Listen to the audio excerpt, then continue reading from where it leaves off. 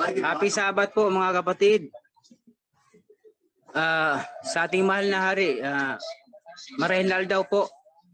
Happy Sabat po mahal na hari sa buong priesthood. May naalala ko lang po yung kapanahunan ni Nimrod saka yung sa Tower of Babel. Nung araw po kasi nung naalala ko doon sa kwento ng mahal na hari sa video. May isang wika lang po noon nung kinatayo nila ang Babel. Tower of Babel yung ano. So ginulo ng alahayam yung kanilang wika. Kaya nagkaroon ng iba-ibang wika. Dahil mayroon silang layunin na hindi maganda o pantayan yung Aba. So ginulo ng Aba ang kanilang wika at diwa. Nagkaroon ng iba-ibang salita. Ito po, ang tanong ko po, ito po ba yung mga resulta na wika? Yung Griego, Latin, English at iba pang wika. Maliban doon sa Paleo-Hebrew na mula noon hanggang ngayon ay nanatili po siyang ganun pa din. So, ang resulta po ba ng mga salitang ito yung mga Griego, Latin at iba pa? Yun lang po, mahal na hari. Salamat po.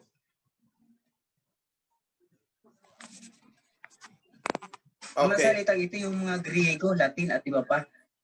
Yun lang po, mahal na. Okay. Yes, basically yes.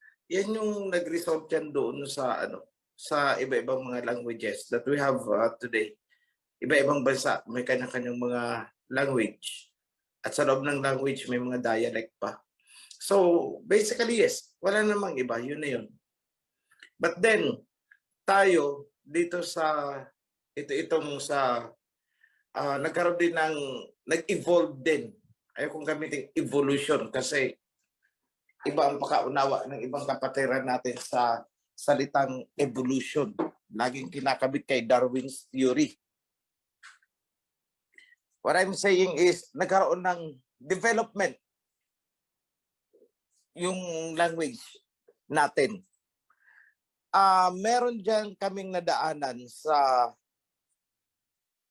alam ko kay Prophet Isaiah ito na kung saan nung sinakop ni King Aram yung mga Israelites is na-adapt ng mga Israelites yung language ng Aram, ni Aram. Kaya nga yung Messiah, nung nung isinilang siya, ang language niya ay hindi na Paleo-Hebrew, kundi Aramaic. Naka-prophesy din yun ni, not really prophesy is, what I say is, naisulat yun ni Prophet Isaiah na yung fats of Jacob is magmimelt, matutunaw. Ibig sabihin yung kultura. Sa kultura, kasama dun ang language. So nagbago. Nawala tayo sa ancient Hebrew at ang pumalit ay yung Aramaic. Sa time ni Messiah Hawasha, yun ang inabutan niya, Aramaic. Hindi naman na Paleo-Hebrew but Aramaic. Although in history, ang mga nakasulat is Aramaic is a native language, a native form of a Hebrew language. Kasi mga Hebrew ang nagsalita niyan. But within the box, kung titingnan natin, Aramaic is from Aram. Nandiyan yan kay Prophet Isaiah, nasulat niya yun. So nag-evolve talaga ang language. Kagaya nitong panahon natin. Sabihin natin 2 years ago, wala pang salitang TikTok. Hindi po yung ibang TikTok ang inibig kong sabihin na yung TikTok. TikTok. Noon, wala namang salitang TikTok O ngayon, palasak na. TikTok. Tapos pagdating dito sa atin, nalagyan pa ng ibang meaning. O TikTok. O di ba? Nag-evolve talaga. Kasi habang tumatagal ang panahon, may mga nadidiscover tayo ng yung mga phenomenon, mga pangyayari na kailangan nating lapatan unique na salita para hindi natin ma-confuse. Oh. Ngayon, may bago tayong language sa atin. O yung mga kasi sabi na mahalay daw, mahalay. O di sige, palitan natin. Yung mga gumagawa ng mga kababalaghan, babae sa lalaki, TikTok. Yung lalaki sa lalaki, tuktok. Yung babae sa babae, tek-tek. O, di ba? O, nag-i-evolve ang language. O, yan hindi na maaalis yan sa atin eh. Pasalin-salin na yan sa kawan. Hanggang sa kaluduluhan, ay nako si sister. O, nagkasala. Anong kasalanan? Ay nag-TikTok. O, alam na yun. So, ganyan din po ang nangyari noon. Habang may mga unique na pangyayari, hinahanapan nila ng isang salita. Ginagawa nilang salita para maging unique at alam kung ano yung pinag-uusapan. Oh, in the LGBT community ngayon, meron silang tinatawag na gay lingo. Sila lang ang nagkakaintindihan eh. Pag nag-uusap-usap ang yan, sa kanila, sa language sila, nagkakaintindihan sila. Pero at large, ano daw, ibebenta nila ng harap-harapan eh. O ganyan din po ang nangyari noon. Walang pinagkaiba sa sitwasyon ngayon. It's the same. So I hope I answered the question. It's yes. Kinonfuse talaga ang language para hindi sila magkaintindihan. Ngayon, sa English, ito experience namin ito ng mga revisionist. Yung salitang before. Ang ibig sabihin sa English, Old English yung salitang before ay in front of. So, halimbawa, I will make them fall down. I will make them bow down before you. So, anong pakaintindi kung hindi alam ang archaic English? Oh, I will make them bow down before me. Oh, ang pakaintindi natin ay mauuna silang mag-bow down bago ako. Yun ang intindi natin kasi before, ahead. Oh. Pero hindi, ang ibig sabihin is magbabow down sila in front of me. Yan. Yun ang salita ng Aba. Ang pagkakasulat, they will bow down before me. Oh, magbabow down sila. Sila muna ang mauuna bago ako. Yun ang pagkaintindi ng millennial na ang alam is contemporary English na lang. Pero sa archaic, iba ang ibig sabihin. Magbabow down sila sa harap ko. Yan. So nag-i-evolve. Kaya yan, nung na-realize namin yan, naku, baka mamaya ma-confuse ang kawan dito. Yung before me, akala nila before na mauuna. Hindi yung sa unahan ko. Yan. Magbabow down sila sa harapan ko. Rather, hindi yung magbabow down sila, mauuna silang magbow down at saka ako. Parang ganun ang dating eh. They will bow down before me. Yan. So yan, medyo kinrek namin. Sa isang word na napansin namin natin, kaiba ang pagkakapahulugan dito. So binabalikan po yun. Kaya medyo nagtatagal ang revision. But we eliminate every possibility of confusion. So I hope I answered the question. Thank you very much sa tanong mo, kapatid. Magandang tanghali at happy Sabat po, mahal na hari, at sa lahat ko pong kapatid dito sa Citizen of the Kingdom.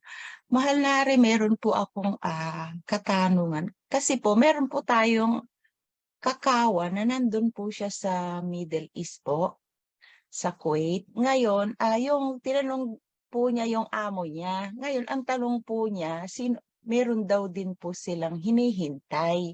Sabi niya, ngayon, pag ang dumating ay kaakibat po yung bibilang po ng araw ay nakabase sa buwan, siya na po yun yung hinihintay. Yun po ang sabi ng amo niya. Ano po yung ibig sabihin nun, mahal na hari? Kasi may hinihintay din po ang mga Islam na darating nga po. Yun po yung sinabi ng kanyang amo na pag dumating na yung magpapahayag na parang katulad ng pag-ano nila sa buwan, pagbilang po nila ng taon. Yun na po yung hinihintay nila. Yun po yung sabi ng amo ng kapatid po natin dun sa Middle East. Well, I do not know. I'm sorry, sis. Hindi ko kasi masasagot kasi very limited ang information na available ayon sa sinabi mo. So, I could not yet comment. Pero tayo, ang reckoning natin ng panahon is ayon sa buwan. So, I don't know with them kasi kahit naman sa Quran, in many instances, maraming verses dyan eh. Actually, nasilip ko na yan for noon, nakaligtaan ko lang. Na ang sinasabi is, bring the Torah here. Parang bring out the Torah. Tapos ang sinasabi mismo is, sundin ninyo ang Torah. Yun ang nasusulat sa Quran. So, I don't know. Really, I'm sorry. Pero hindi ko pa masasagot sa ngayon, sis. Pasensya na. Pwede pa pong mag-follow up, mahal na hari. Sure. Meron po akong nabasa dito sa Jan po. Kasi sabi po niya dito sa Jan 17 verse mula po hanggang 11 hanggang ano po 11 hanggang 12 po. Kasi ang Misaya pong nagsasalita dito, meron po siya kasing binanggit na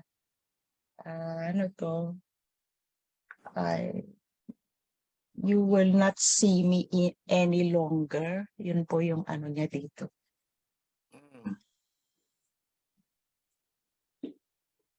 Pakibasa, sis. Para maintindihan ko kung anong part yung tinatanong mo. Ito ba yun? Ay, iba pala. Ay, 16 pala po. 16. Chapter 16. Sabi po niya, umpisan ko po kasi NIV po ito. Sabi niya, it is for your good that I am going away. Unless I go away, kasi pa ang nakasulat dito is counselor. So, ibig sabihin po nito, messenger, di po ba? Tapos, will not come to you unless the messenger will not come to you. But if I go, I will send him to you. When he comes, he will convict the world of guilt in regard to sin and righteousness in judgment. In regards to sin, because men do not believe in me. In regards to righteousness, because I am going to the Father, where you can see me any longer. You can see me no longer. Yun po, yung where you can see me no longer. Yun po yung katanungan ko po. Bakit po sinabi ng Saraya? See me no longer. Tama po ba yung yung nakasulat na hindi na makikita? You can see me no longer. Sabi po ng Misaya. Yun po, mahal na hari. Oo. Paki-flash nga, priest dato yung yung part na sinabi ni sis. John 16, din niya susuguin ko ang aking advocate. Sabi ng advocate, yung iba naman na version, susuguin Counselor ko ang po. espiritu di multo. Sa ibang book naman nung tinagalog na, susuguin ko ang taga-aliw. Taga-aliw, entertainer. Please dato paki-flash nga. It's good na nabuksan ni sis yan. Kasi, ayan. Anong verse po yun, sis? 11?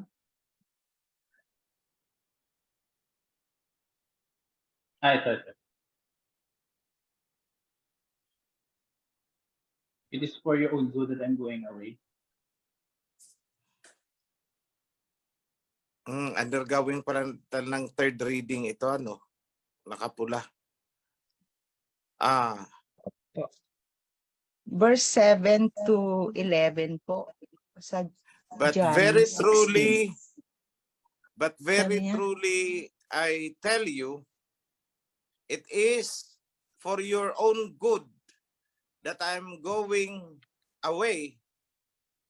For unless I go away, the messenger will not come to you. But if I go, I will send him to you.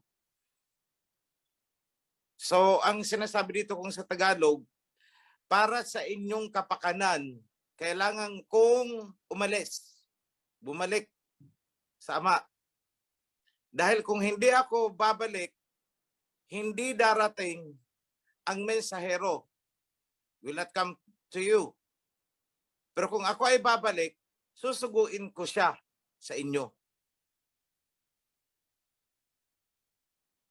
So that what has been written by Prophet Malachi will be fulfilled. I will send my messenger, the messenger of the covenant, whom you wait, will prepare the way before me.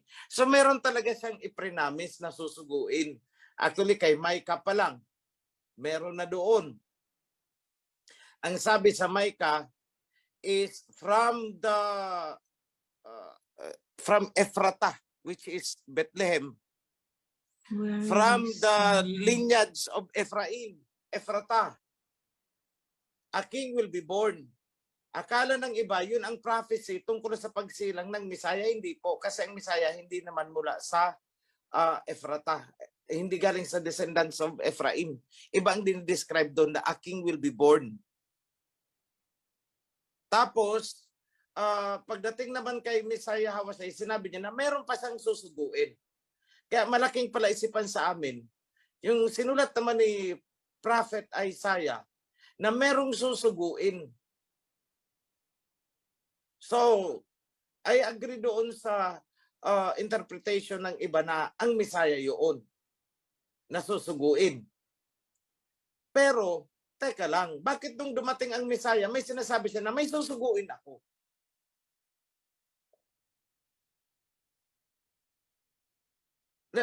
Are you wondering na nung pre-prophesy, akala natin si John the Baptist ang susuguin.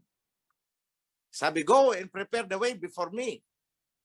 Okay, sabi niya, in the wilderness, let there be a highway na makonstruct, parang ganun. Pave the way, clear the way.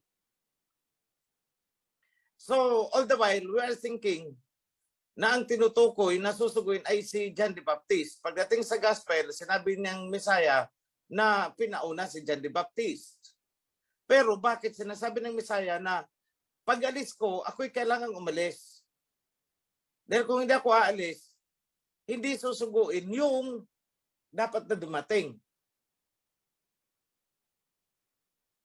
May susuguin ako. Pagdating ko sa Father, I will send to you a messenger.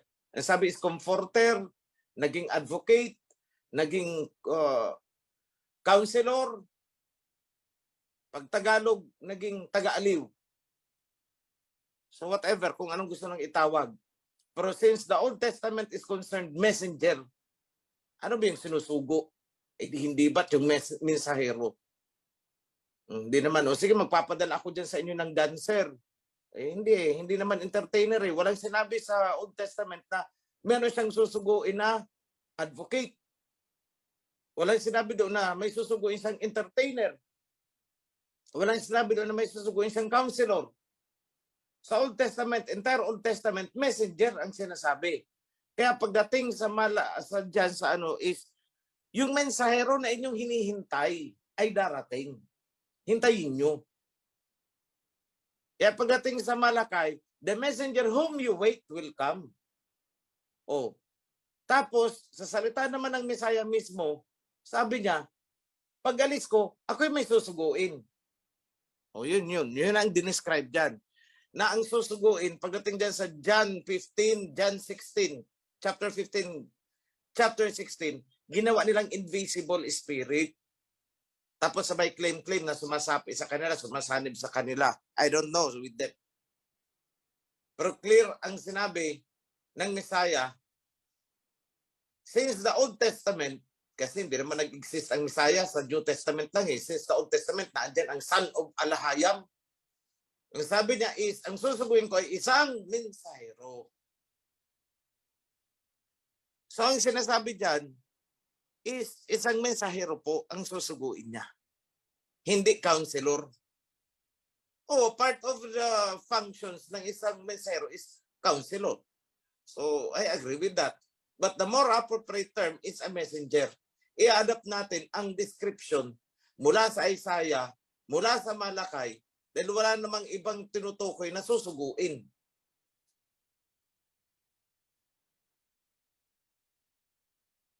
So, yan lang kapatid ang ano ko dyan, ang maiko-comment ko sa tinatanong mo. Ang susuguin ay mensahero. Kaya nga, ang mga Israelites ay naghihintay. Kaya sabi ni Malakay, the messenger whom you wait will come. Yun din ang sinasabi ni Messiah. I need to leave. Kailangan kong umalis. Kasi kung hindi ako aalis, hindi darating ang mensahero. Ngunit pag ako'y nakaalis, pagdating ko doon, susuguin ko ang mensahero from the Father. So para bang sinasabi niya na ang mensahero ay naandun sa Ama, kasama ng Ama. Kaya pagdating ko doon, magpapalitan kami. Siya naman ang darating dito. Susuguin ko. Pag hindi ako nakarating doon, hindi pwedeng umalis yun. Parang ganun ang sinasabi. I don't know ha. I'm not presuming anything. No. Don't get me wrong ha. Don't get me wrong. Pero gusto kong tandaan ninyo ang sinabi ni Prophet Jeremiah, yung isinulat. Bago ka pa isinilang dito, alam na kita, kilala kita eh. Bago ka dumating dito eh. Bago ka man isilang dyan sa mundo at naging flesh, Jeremiah, bago ka pa man isilang dyan, kilala kita. O yun yun. It applies the same. Anong sabi? Ay ang mensahero, bago pa isilang sa mundo, kilala ng Misaya. Kaya nga anong sa ng Misaya, kailangan makabalik ako doon. Kasi pag hindi ako makabalik, hindi masusugo yung mensahero para pumunta sa inyo dito. Para isilang sa inyo. So ibig sabihin, ang mensahero is existing since time immemorial. Kaya anong sabi ni Prophet Daniel? From the ancient of days eh. Tingnan nyo, mauuna talaga ang mensahero. Anong sabi ni Prophet Daniel ha? Merong isang kinurunahan, merong mga elders. Nung nakaset up na yun, tsaka palang bumaba ang Messiah. That is Daniel 7. Tingnan nyo ang sequence. Pagdating sa Revelation, ganun din. Pagdating kay Malakay, ganun din ang sinasabi. Mauuna ang messenger. Pag na-establish ng messenger yung mga dapat niyang ihanda, at saka bababa ang Messiah at papasok sa temple na itinayo ng mensahero. Wala namang iba eh. Kahit pagbalik-balik ta rin natin yan mga kapatid. Wala eh. Daniel 7, 9 to 10. Binigay ni Bro Sibat. Walang iba mga kapatid. I'm not lifting up my kaya nga sabi ko noon, nako, malaking kasalanan niyang iniuudyok ninyo sa akin, layuan ninyo ako mga tentasyon. Yan sinasabi ko sa kanila noon eh. I am unaware. In the same manner na si Jeremiah is unaware. Kaya nga anong sabi kay Jeremiah, hindi mo kasi naintindihan Jeremiah eh. Ang naintindihan mo na lang yung pagiging laman mo dyan. Pero bago ka isilang dyan, kilala kita. I know you. Inihiwalay kita. I set you apart. O, di ba? Anong pinagkaiba ng mensahero kay Prophet Jeremiah? At anong pinagkaiba ninyo sa sinasabi kay Prophet Jeremiah? Each one of us.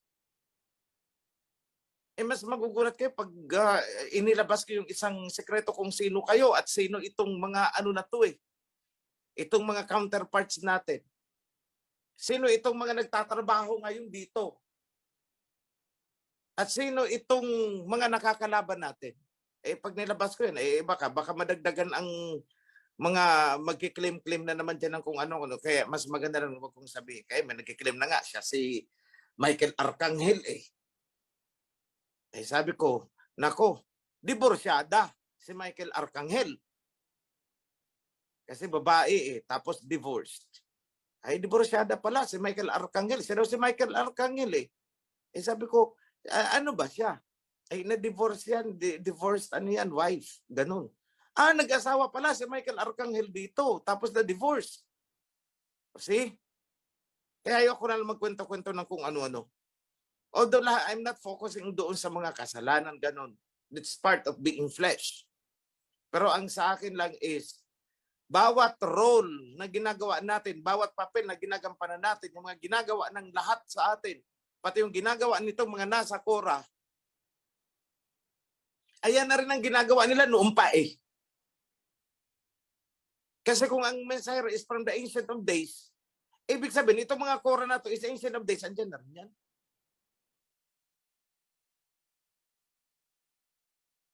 Nagpalit katawan lang eh.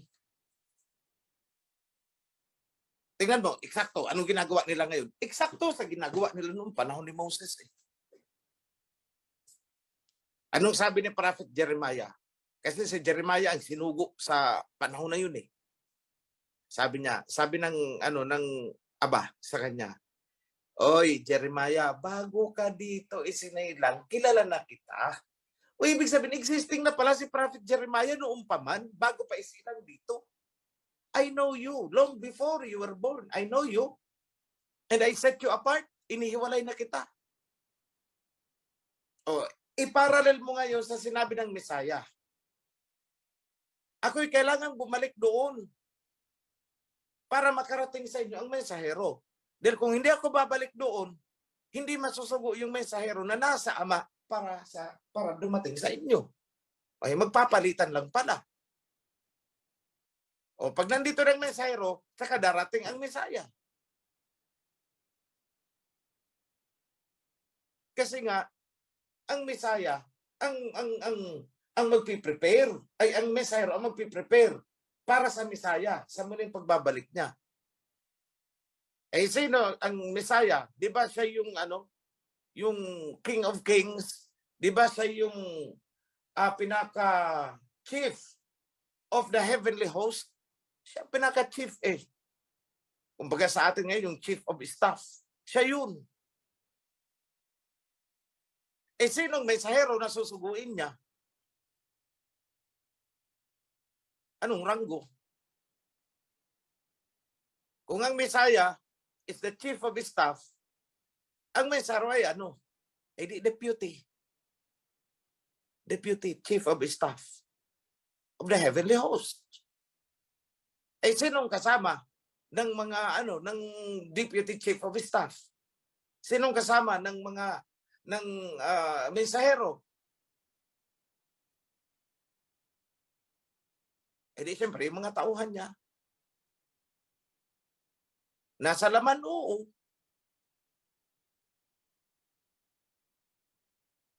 Ngayon, counterpart nyo na yan doon sa mga kalaban. Anong sabi nila?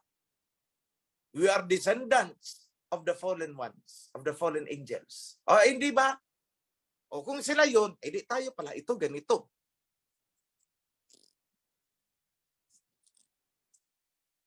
At sila makikidigma laban sa atin. At babagsak si Lucifer. He will lose his place. O, di ba? O, ano ngayon? So, malalim, napakalalim yan. Kaya nang ayoko nang mag-reveal ng kung ano-ano.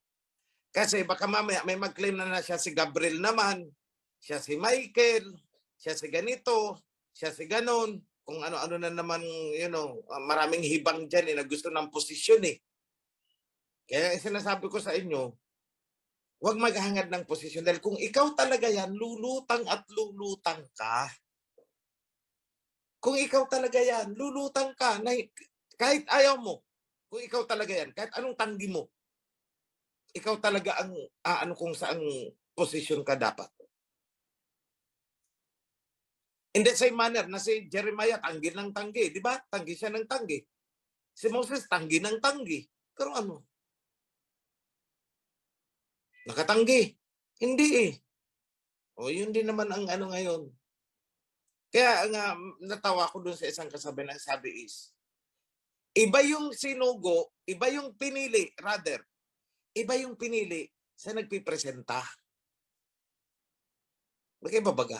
Ibang-iba. Iba yung pinili sa nagpipresenta lang. Yung mga nagpipresenta, ay naglalaho yan. Pero yung pinili, because that is their destiny, talagang pangangatawanan yan. Pinili yan eh.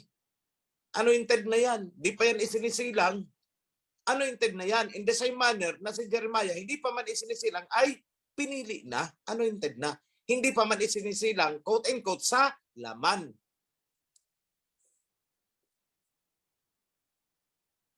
See? So, there is a veil between being flesh and from what you were. Kaya kung may Kora noon, ano sabi ko?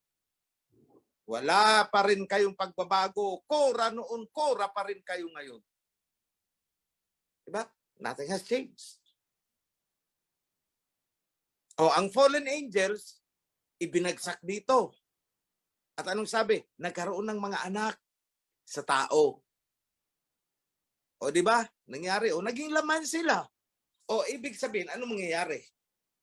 May counterpart yan. But it is through a different method. Kasi yun, last method yun. Itong method na to, iba ito. Kung paanong isinilang ang ating mga prophets, ganun din naman ito. Long before you were born, I know you. Jeremiah, gumising ka na. Dahil bago ka pa isinilang dyan, kilala kita eh. Iniwalay kita eh. Pinili kita eh. O see? He was existing before. O, ang mensahero na susuguin. Anong sabi? I will send the messenger from the Father. Oh!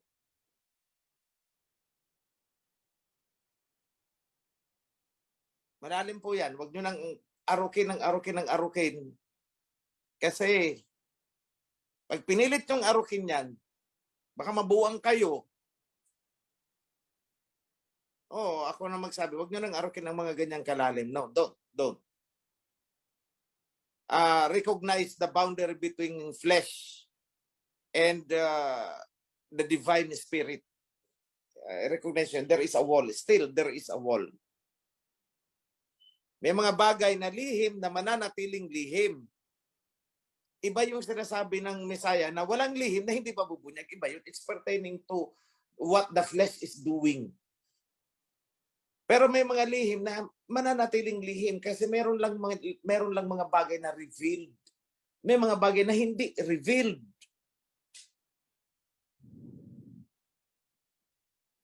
So, yun lang po. I hope I answered the question. Maraming salamat po mga moderator. Mapalad at mabiyayang araw po sa piling ninyo, mahal na Ari. At ganoon din po sa ating mga kapatid sa buong Sakawan. Ang katanungan ko po mahal na Ari tungkol sa Revelation 7, yung pagpili po ng 144,000. Nabanggit po dito na hindi po kasama hindi sadya po bang hindi na makakasama mga kapatid namin sa tribe ng Dan? Yun lang po. Aming malari. Bro Fred, isinama ko na. Hindi pwedeng hindi eh. Kasi kung hindi kasama, bakit na andon? May isang pilar sila sa temple. Salamat po. Malari. Oo, meron. Kasama sila. Actually, inayos na natin yan. Salamat po. Dugtungan ko na rin po, Malari. Isang maiksi lang po. Ano po ba ang tawag sa Paleo-Hebrew ng pangalang mensahero or messenger? Hindi ko po kasi ma-derive. Babalikan ko pa bro. Hindi ko rin alam eh. At this time eh. Pasensya na. Tingnan nyo, honest ako. Hindi ko alam kasi hindi ko na pinag-focusan yun. Hindi ko rin alam eh kung anong mensahero sa Paleo-Hebrew. Kasi ang tanging alam ko lang sa Paleo-Hebrew, among other mga idea ko. Ang alam ko lang is yung sa pangalan. Pero yung other words, I didn't care. Parang ganito, kagaya ng si Maria, si Mary. Di naman talaga Mary yan eh. Di naman talaga Maria. That is Mariam. Yeah. Oh, yung Joseph, hindi naman talaga Joseph eh. Hindi naman talaga Jose. It's Joseph. Which is, sabi ko, kaya ito may ano kasi it's a modern Hebrew. Pero kung ibabalik mo siya sa counterpart niya nung hindi pa nagiging modern Hebrew, I mean the ancient Hebrew, it would be rather Yasaf.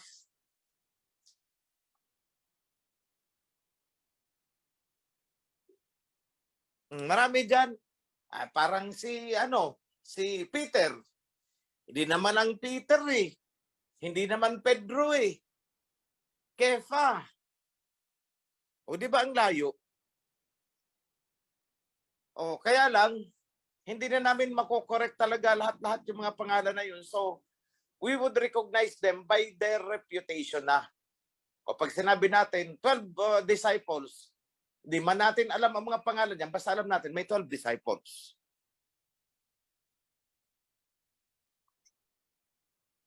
Kasama pa rin si Judas sa 12 disciples. Hindi naman nagkasala si Judas. Baka may naaalam pa dyan sa inyo.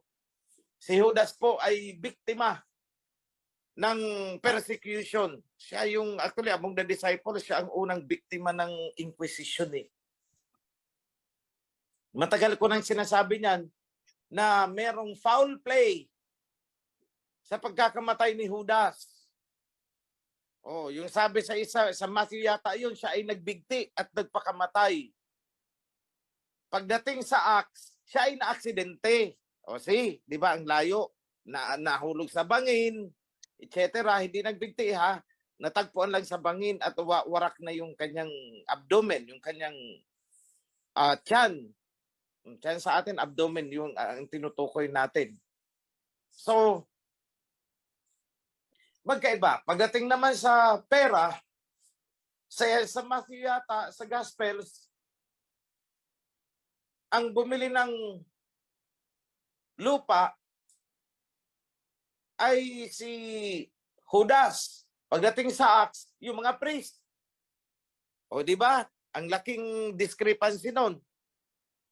So that clearly points na itong si Judas ay nagawaan lamang ng kwento, na frame up. Na frame up lang yan. Sabi maliwanag ang sinabi ng Messiah eh, none of them is lost. Walang nawala sa kanila. Iningatan ko sila sa pangalan mo at walang nawala ni isa sa kanila. Eh dinugtungan naman ng except for the son of perdition. Oh, see? Ganyan eh. Ganyan ang mga Greek eh. May mga libadura na ibinubudbud sa tunay na nasusulat. But contextually, pag tinignan mo ang context, si Judas ay biktima lamang ng frame up. So yan, kagaya ni Dan, ang sabi ng Messiah is wala namang nawala eh. Tapos sasabihin ng nung mga versions ng Bible na buong tribo ni Dan ay nawala. Ay hindi Ang pwede pa akong maniwala, yung tribo ni Benjamin na dissolved. Pwede pa akong maniwala doon. Pero hindi nawala kasi isinama lang sa bilang ng tribe of Judah. Yun, pwede ko pang tanggapin yun. Hindi nawala. Isinama lang sa bilang ng Judah. Pag sinabing Judah, pwedeng kahalo na doon ang Benjamin. Kasi yun naman ang nasusulat. Pero ang sasabi natin, mawawala ang buong tribo ni Dan, ay hindi. Andyan yan eh. Eh kung ang Canaanite nga, nasusulat na nilipol sila eh. Pero andyan may mga Canaanite ngayon eh. Nagpalit lang ng pangalan. They call themselves later Phoenicians. O yan, alam na ninyo kasi modern history na yan. If I may call it not modern, there is a term for that, medieval or pre-medieval period na history. So, yan lang po. I hope I answered your question, Prophet. Thank you. Maraming salamat po, Mahal Hari. Magandang hapon sa lahat at happy Sabat. Kamahalan, pwede ba nating sabihin na lahat ng nakapasok sa OHC Kawan ay may katungkulan talaga, pero hindi pa natin identified kung ano yun. Hindi kailangan maging atat sa mga posisyon dahil it's a matter of time na to identify kung ano yung mga katungkulan ng bawat members ng Kawan. Actually, yes. Tingin ko naman lahat ay may role in one way or another na hindi pa na-define natin kasi maliit pa nga lang tayo. May role yan in one way or another. Kasi isipin nyo eto. Kunwari ngayon sa Dabnor, you are 20.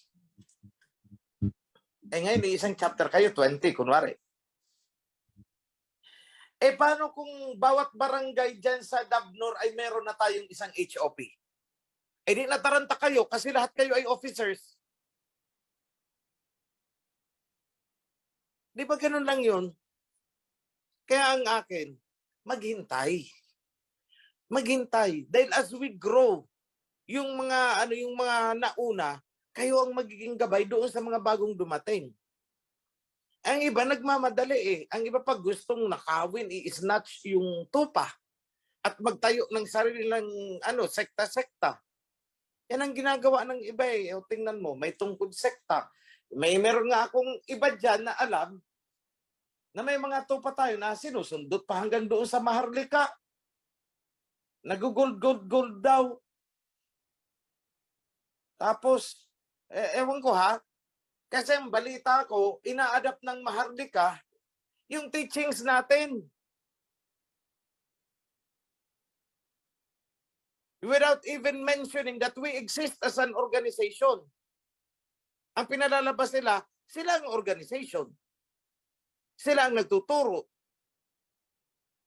They never tell, go to OHC kasi sila ang may hawak ng covenant, doon kayo pumasok. They never said that. In fact, yung nangunguna nitong, ayoko na lang pangalanan Ewan ko kung ano naman ang gusto niyang palabasin.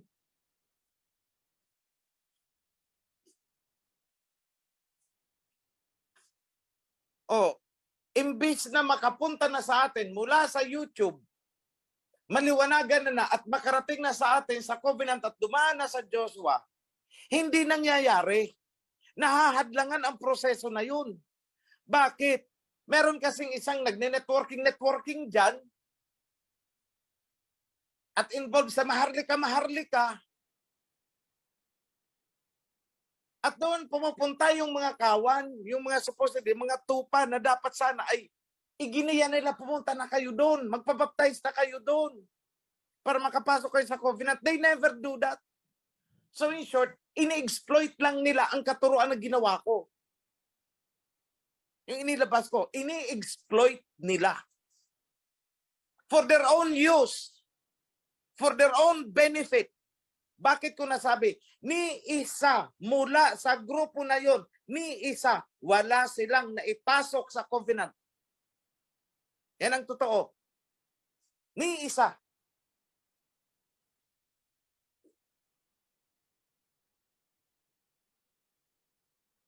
Sana kung wala sila dyan, mula sa panonood ng YouTube, sana nakarating na sa atin kung wala sila dyan naandyan sila So imbis na pumunta sa atin, naandun sa kanila, nagmamaharlika. Nag-gold doon. Nagtatalyano doon. Imbis na ang pag-aralan ay ang covenant, nagtalyano sila doon. See? In-exploit ang teachings. And anybody who tolerates such will be slashed off. Dahil sinabi ko na yan, ang teaching ko is not a commodity. Sinabi ko yan noong pa sa video. Ang teachings na to ay hindi commodity na pwedeng gamitin para magtipon ng tao for whatever purpose na financial gain. Maliwanag kong sinabi yan. Hindi po ito dapat gamitin para sa pagninegosyo. Hindi po ito dapat gamitin lahat ng inilabas ko. Hindi po dapat gagamitin para ipang networking. Eh yun ang ginagamit eh. Anong katunayan? Ni isa. Doon, walang nakarating sa covenant. Andun, nagtatalyano doon. Kala nyo hindi ko alam? Alam ko, may mga video ako eh. Nakakarating sa akin. Akala nyo hindi ko infiltrated ang grupo na yon? Infiltrated ko. Ako pa. Eh kung sa art of infiltration tayo, eh hindi kayo uubra sa akin. That's my mastery.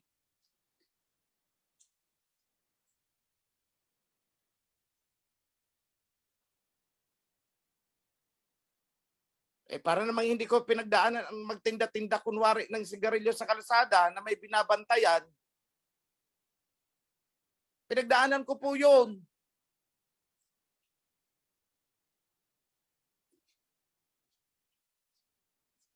Oh, marami ding nahuli noon.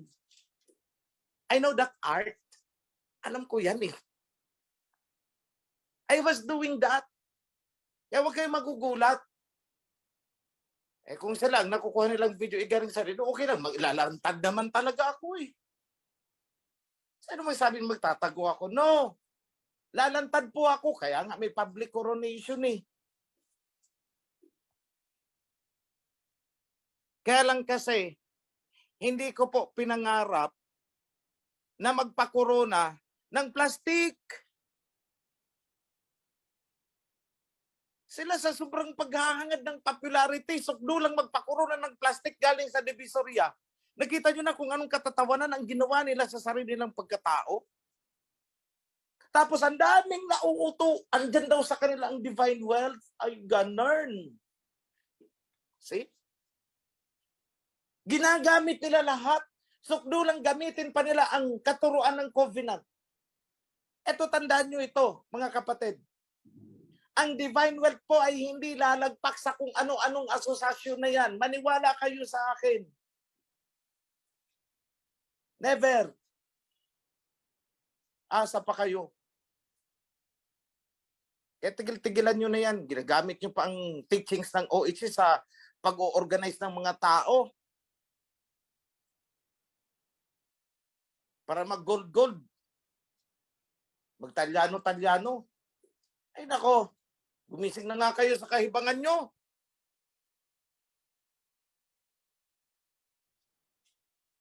Kahibangan ang tawag dyan.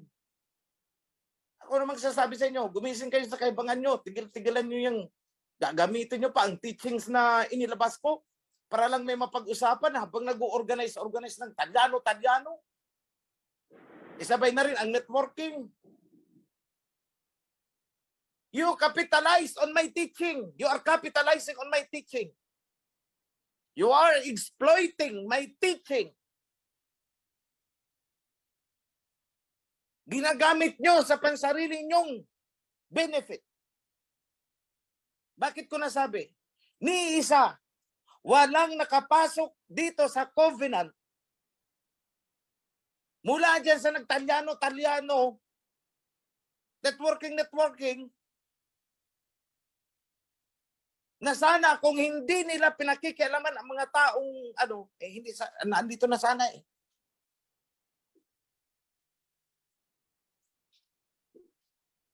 Aber, sino sa inyo dyan ang nanggaling dyan? Produkto.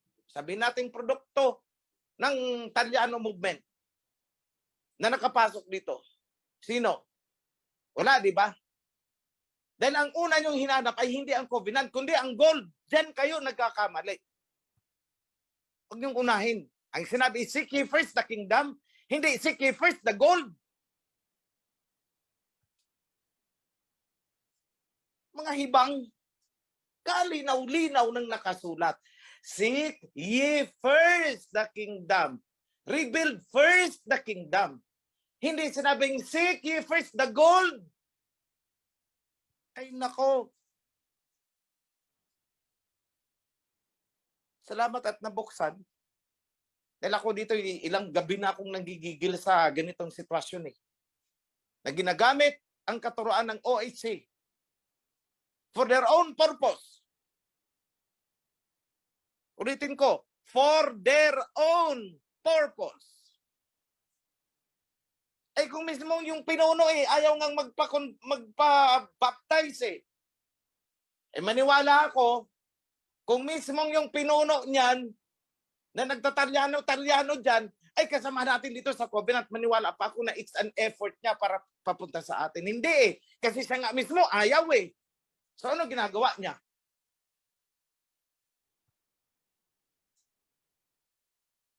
It's been 2 years.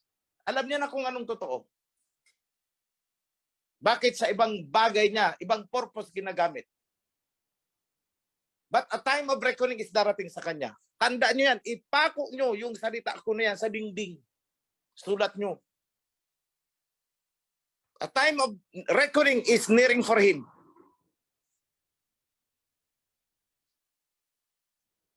And all his cohorts, damay-damay.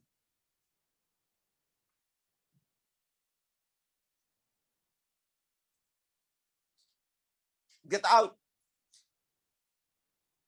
from that influence. Dahil baka mapasama kayo doon sa pangalan mo, kami nag-blow din ng shofar. Sa pangalan mo kami nagkanta-kanta din. Sa pangalan mo kami nagtuwad din. Anong kalalabasan nyo? Oy, wala kayo sa covenant. Go away. Hindi ko kayo kilala. Yun ang kalalabasan nila. And that is exactly what I'm going to say. Wala kayo sa covenant. Huwag kayong maghanap ng anumang entitlement. Doon kayo kay Talyano.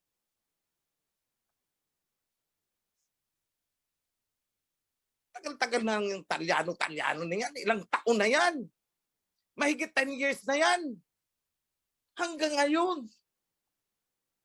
Ganun pa rin.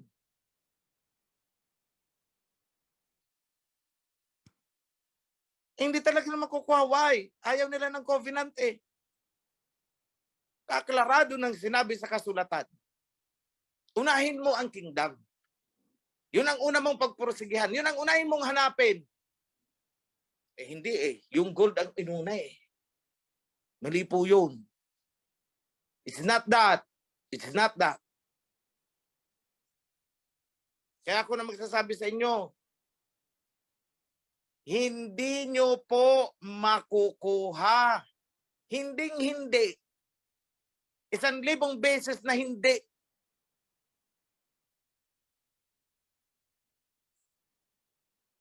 So, kahit anong gawin nyo dyan, tignan natin.